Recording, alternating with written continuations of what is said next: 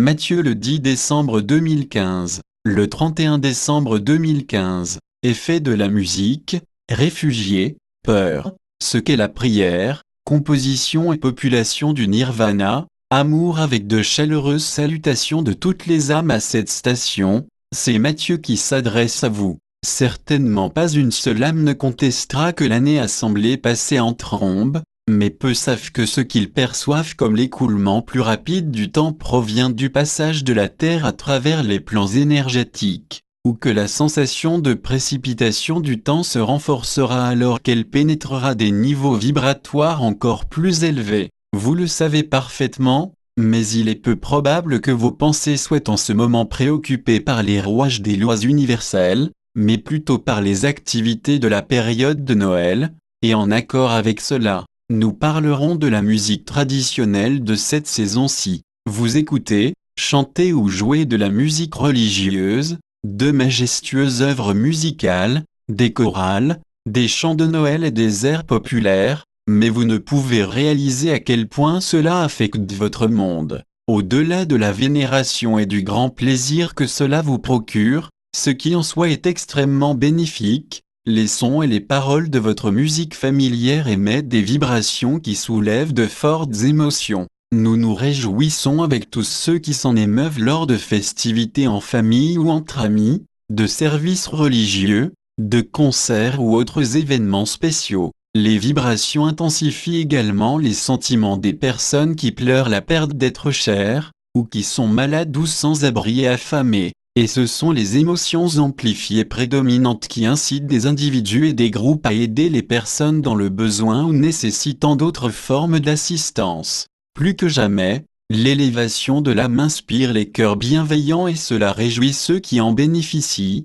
et la lumière qui en découle brille vivement. L'importance de la musique est beaucoup plus qu'un événement saisonnier, elle joue un rôle essentiel dans votre vie tout au long de l'année. Ce que certains appellent la musique des sphères, les sons splendides des instruments à cordes ont probablement suscité l'idée que les âmes dans les cieux jouent éternellement de la harpe, produisant des vibrations à une fréquence qui maintient l'univers en équilibre, et étant vous-même un microcosme de l'univers, vous bénéficiez de cet effet équilibrant, dans la mesure même de votre réceptivité. Bien que l'image des éternels joueurs de harpe au nirvana soit bien loin de la réalité, il y a des milliers, et parfois des millions ou plus de musiciens et d'instruments jouant, parce que la musique est essentielle à l'existence même de votre monde spirituel. Les vibrations tout particulièrement des instruments à cordes gardent son enceinte flexible et tout ce qui est dans le royaume en harmonie. Et elles sont indispensables à la guérison des personnes qui arrivent avec une psyché traumatisée ou un corps éthérique endommagé.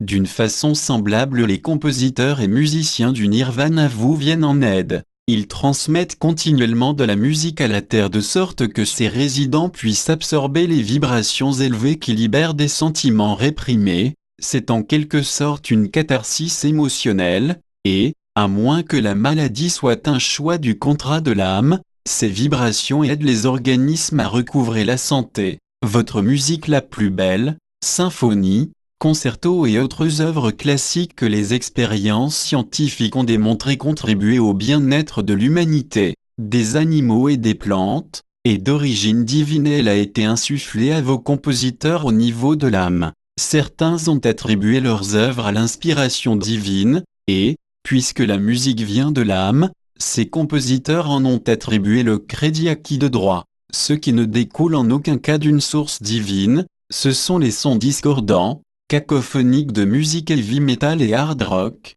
qui ont souvent des paroles qui émettent également de très basses vibrations. Ces sortes de sons irritent votre système énergétique, créent un déséquilibre et réduisent la capacité du corps à absorber la lumière, ils vous affectent négativement, émotionnellement, physiquement et mentalement, affaiblissant ainsi la conscience spirituelle. Bien que des compositions néoclassiques puissent avoir un peu le même effet, les compositeurs, qui sont particulièrement sensibles aux énergies de la Terre, ont composé une musique reflétant l'agonie de Gaïa jusqu'à ce que l'ascension de son corps planétaire soit bien en cours, et la négativité dans l'activité obscure contemporaine sous-tend les œuvres atonales de compositeurs plus tardifs. Maintenant, Même si un certain nombre d'entre vous n'ont pas demandé nos commentaires, nous aurions pourtant parlé d'une partie déplorable de ce qui est par ailleurs une saison empreinte d'une extraordinaire délicatesse,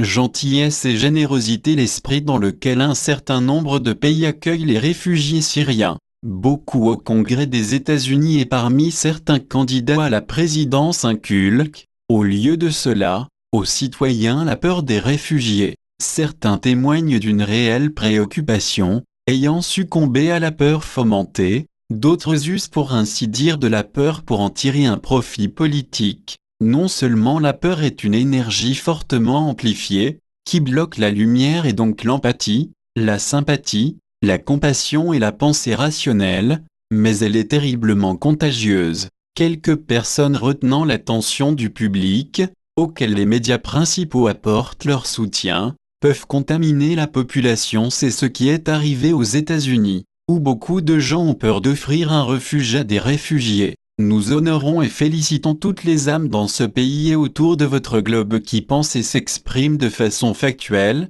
Les réfugiés ne sont pas des terroristes, ils fuient la guerre et le terrorisme. Pour atteindre un abri sûr, ils risquent leur vie en traversant des eaux houleuses dans de petites embarcations surchargées ou entreprennent des randonnées terrestres ardues et épuisantes. Un terroriste pourrait-il se joindre aux millions de femmes, hommes et enfants qui quittent leur maison, leur travail et tous leurs biens pour entreprendre un tel périple? Oui, évidemment qu'il y a une possibilité, mais la pensée rationnelle est, n'ayant aucune assurance de survivre, ni la capacité de transporter du matériel explosif. Un individu chargé d'une mission destructrice voyagera probablement par un moyen de transport rapide et sûr, lui permettant d'emporter le matériel nécessaire. Dans un amour inconditionnel pour Gaïa et pour chaque être sensible sur son corps planétaire, des civilisations lointaines, dont l'immensité et la puissance sont au-delà de votre imagination,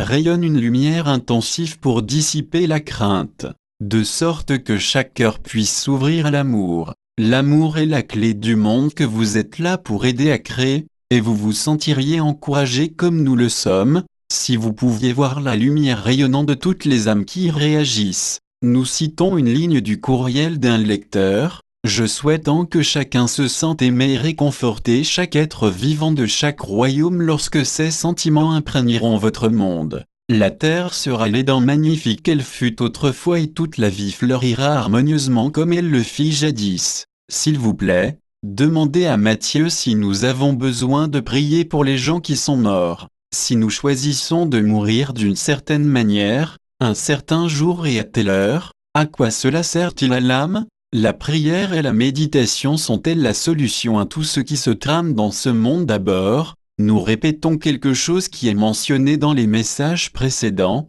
votre pensée même et vos sentiments sont une prière. Mère, nous voulons fournir des informations sur la prière qui vont au-delà de juste répondre à la question. S'il te plaît, copie ce que je t'ai dit il y a longtemps, quand je vivais au Nirvana. Ce qui suit est un extrait du chapitre La prière dans le livre Matthieu. Raconte-moi ta vie au paradis, traduit par Jean Hudon. Matthieu. Les effets des prières sont-ils diminués si les gens ne vont pas à l'église, même s'ils connaissent l'importance de l'énergie de groupe? Dieu n'a jamais voulu que les églises soient des bâtiments de quelque nature que ce soit. Les magnifiques cathédrales sont l'idée de l'homme et non de Dieu. Le temple se trouve tout entier à l'intérieur de l'âme. Être dans le temple, c'est éprouver un sentiment de vénération, de gratitude. C'est élever son esprit jusque dans l'amour et la lumière de Dieu. Ainsi, l'Église consiste en une simple prière assez fervente pour toucher l'univers entier. Dans une Église remplie de gens qui prient, peut-être que seulement quelques-uns dégagent en priant un flux d'énergie pure et puissant. Bien des gens ne prient que pour la forme, sans aucune énergie réelle. D'autres prient dans une telle détresse ou sont si anxieux que leur énergie est altérée et a un effet défavorable sur eux-mêmes, en plus de contribuer à la négativité universelle. Seul un flux d'énergie homogène peut affecter positivement chaque âme et l'univers, et non des prières frénétiques demandant certaines conditions précises.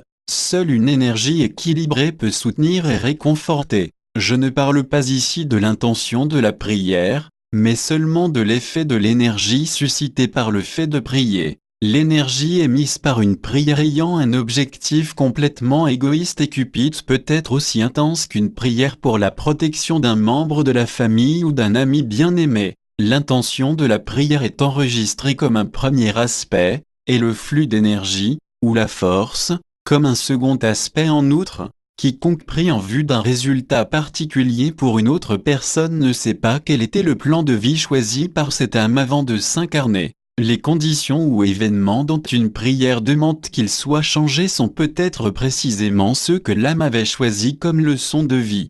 C'est vrai également pour les prières que vous faites pour vous-même, parce que votre conscience est rarement en communication avec votre âme. Priez donc pour votre plus grand bien ou pour celui d'une autre personne et n'émettez pas une émotion intense dans le but d'obtenir un résultat particulier de votre choix. Ce qui arrivera au bout du compte ne relève aucunement de votre choix conscient. Sachant cela, vous vous sentirez sans doute soulagé, ce qui aura pour effet qu'une profonde paix intérieure vous habitera. Cela permettra à l'énergie de suivre son cours sans entrave non seulement dans votre corps physique et votre moi psychique, mais aussi de rayonner l'harmonie dans la conscience de la Terre. Mère, je sais que tu as entendu dire qu'il est important de prier pour les morts et que tu te demandes pourquoi ce serait nécessaire. Eh bien, nous ne sommes pas morts, mais puisque cela concerne les âmes présentes en ce royaume, je tiens à t'assurer que les prières faites pour nous sont effectivement importantes.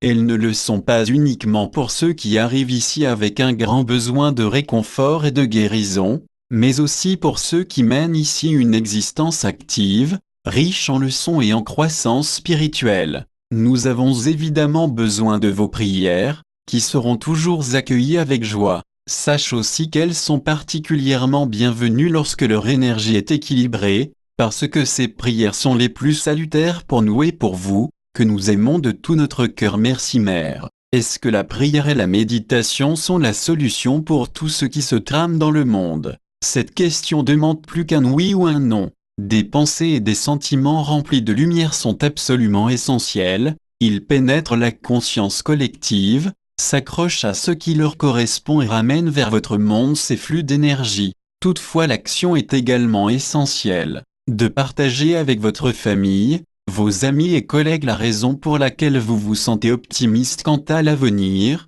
peut apaiser leurs craintes et inverser leur pessimisme pauvre en vibration. Tous parmi vous ne peuvent pas prendre part aux organisations nationales ou internationales, dont les efforts sont orientés vers la paix, la vérité, la préservation de l'environnement ou les droits des animaux, par exemple, mais vous pouvez encourager leurs efforts par l'énergie que vous mettez en signant des pétitions adéquates et donnant de l'argent si vous en avez les moyens. Vous avez éventuellement la possibilité de faire du bénévolat dans des groupes locaux qui offrent des services communautaires méritoires, et vous informer sur les candidats à une charge publique, en votant pour ceux que vous jugez les plus qualifiés. Et, nous vous rappelons qu'en vivant tout simplement d'une façon honorable, vous rayonnez dans ce monde. Ne sous-estimez jamais la puissance de votre lumière. La population de la Terre est de plus de 7 milliards et elle va en croissant. Matthieu dit que les corps éthériques ont une masse. Occupent-ils de la place? Qu'advient-il au nirvana s'ils sont à court d'espace? Oui, le corps éthérique occupe de l'espace, mais à aucun moment le nirvana n'est bondé, et encore moins à court d'espace. Contrairement à la Terre et aux autres planètes qui conservent leur forme et leur taille, les couches flexibles et interconnectées du nirvana ont une capacité d'expansion illimitée. Toutes les couches offrent des possibilités d'apprentissage et d'hébergement confortables, mais étant donné que les dimensions supérieures présentent aussi une exceptionnelle beauté et gamme de possibilités, d'innombrables âmes d'autres mondes viennent y passer des vacances, enseigner ou assister à des cours avancés, ou simplement se reposer après une vie difficile. Les visiteurs et occupants temporaires, qui ont ou une âme évoluée de la 4e densité ou plus, peuvent avoir des corps d'une masse bien supérieure aux corps éthériques. C'est le statut spirituel qui donne accès à cet environnement aux civilisations variées où les êtres aux apparences corporelles, vêtements, intérêts et talents différents se mélangent joyeusement entre eux et aux animaux de la terre. La vie dans ces parties du nirvana est sublime, et, bien qu'ils aient connaissance de vos idées biaisées sur la religion, les visiteurs et autres qui vivent là temporairement se joignent aux résidents de la terre pour célébrer avec vous l'esprit de cette saison sainte de Noël, et leurs vibrations élevées combinées s'ajoutent à la lumière scintillante de votre monde. Chère famille, chantez joie dans le monde des paix sur terre aux hommes de bonne volonté pour toutes les âmes, avec des sentiments d'amour, de gratitude pour les bénédictions dans votre vie et de pardon envers ceux qui ne veulent pas que ces mots ne sonnent jamais justes. La vérité des mots abonde déjà dans la plénitude de l'âge d'or de la Terre dans le continuum et arrive de plus en plus régulièrement à ce monde, qu'est vous contribuez à créer en temps linéaire. Que l'allégresse de cette saison se propage tout au long de votre nouvelle année et fasse que votre lumière continue de briller de mille feux. Notre amour inconditionnel est toujours avec vous et de nombreux frères et sœurs d'autres patries vous accompagnent tout au long de votre voyage amour et paix. Suzanne Ward Suzy, @ matewabot.com. Traduction, Alain Bonnet.